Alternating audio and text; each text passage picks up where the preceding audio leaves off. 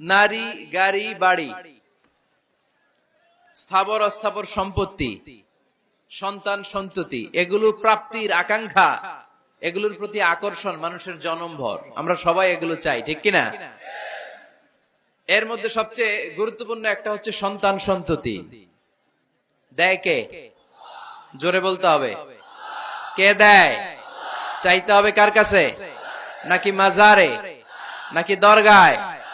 একজন সন্তান দিতে পারে, চিল্লায় বলতে হবে তিনি কে? অনেকে বলে মাজারে মানত না করলে নাকি সন্তান পাওয়া যায় না। এটা কি রে ভাই? মাজারে যদি মানত করা না হয় তাহলে নাকি সন্তান পাওয়া যায় না। এগুলো এসে ডিস্টার্ব করে খুব।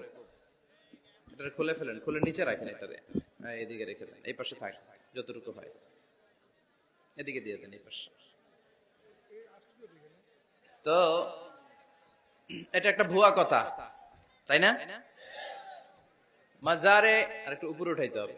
মাজারে মানত না করলে সন্তান যদি না হইতো, বাচ্চা যদি না হয়, গরুর যে বাচ্চা হয়, গরু কোন মাজারে মানত করছে বলেন? মাজারের বিরুদ্ধে আমাদের অবস্থান নয়।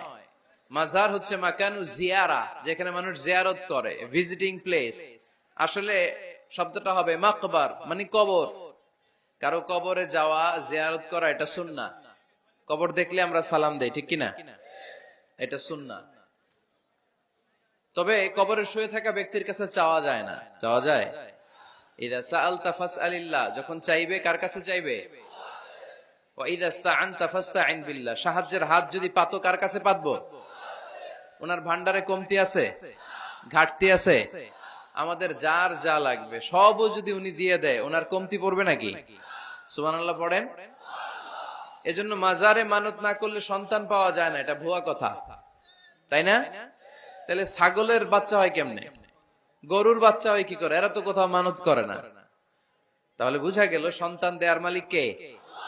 এটা অনেক বড় নেয়ামত। আমরা অনেক সময় বুঝি না, আমরা অনেক সময় খেয়াল করি না, এটা অনেক বড় নেয়ামত। যার সন্তান নাই সে জানে সন্তান না থাকার কি জ্বালা। এরকম নিঃসন্তান কিছু ভাইয়েরা আমাদের এলাকায় আছে না নাই? আছে। তারাই জানে কি জ্বালা। তো এই সন্তানকে কোরআন কোথাও বলেছে জিনা, সৌন্দর্য, কোথাও কি বলেছে? উত্তর দিতে হবে। কোথাও কি বলেছে? জিনা। আল মাল ওয়াল বানুনা জিনাতুল হায়াতিদ দুনিয়া। সন্তান আর সম্পদ এটা দুনিয়ার জীবনের সৌন্দর্য। ছোট ছেলে মেয়েরা, সোনামণিরা না থাকলে পৃথিবীতে কোনো সৌন্দর্য থাকতো? স্বামী স্ত্রীর ভালোবাসা কয় বছর? রং ধরা যৌবন, জং ধরে শেষ।